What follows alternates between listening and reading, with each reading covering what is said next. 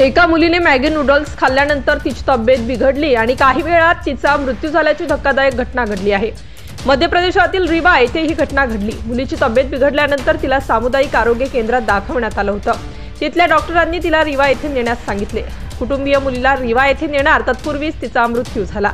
ही मुलगी 9वीची विद्यार्थिनी होती। ट्युशनवरून घरी परतल्यावर तिने मॅगी खाल्ली होती। मुलीच्या मृत्यूची माहिती मिळताच पोलीस घटनास्थळी पोहोचले। पोलिसांनी कागदोपत्री कारवाई करून मुलीचा मृतदेह शवविच्छेदनासाठी पाठवला। हे प्रकरण संशयास्पद असल्याने पोलिसांचे असे म्हणणे आहे। शवविच्छेदन अहवालानंतरच मुलीच्या मृत्यूचे खरे कारण स्पष्ट होईल। पण या घटनेनंतर गावात शोककळा पसरली आहे। रेवा जिल्ह्यातील सेमरिया पोलीस स्टेशन हद्दीतील जरमाई गावात ही हृदयद्रावक घटना घडली आहे।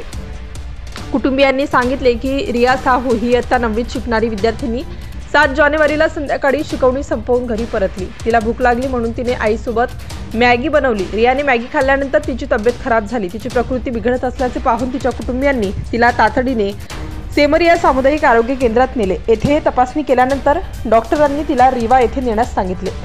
कुटुंबीय रियाला रीवा येथील संजय गांधी रुग्णालयात नेत होते, मात्र येथे पोहोचण्यापूर्वीच तिचा मृत्यू झाला। कुटुंबियांनी सांगितले की रियाला मॅगी खूप आवडायची। घरी येऊन तिने आईला मॅगी खायची असल्याचे सांगितले, पण तिच्या आईने सांगितले की घरी जेवण तयार आहे, त्यामुळे तिने जेवण करावे। पण रियाने आईच्या सांगण्याकडे दुर्लक्ष करत मॅगी खाण्याचा हट्ट धरला। तिच्या सांगण्यावरून आई आणि मुलीने सोबत मिळून मॅगी बनवली। यानंतर रियाने मॅगी खाल्ली आणि तिची प्रकृती बिघडली। दुसरीकडे पोलिसांनाही रियाच्या मृत्यूची माहिती देण्यात आली। माहिती मिळताच पोलीस घटनास्थळी दाखल झाले। त्यांनी नातेवाईक आणि इतर कुटुंबियांचे जबाब घेतले। कागदोपत्री आणि कायदेशीर प्रक्रिया पूर्ण करून पोलिसांनी मृतदेह शवविच्छेदनासाठी पाठवला। या प्रकरणाचा तपास सुरू असल्याचे पोलिसांचे म्हणणे आहे। प्रत्येक बाजूने चौकशी केली जाईल।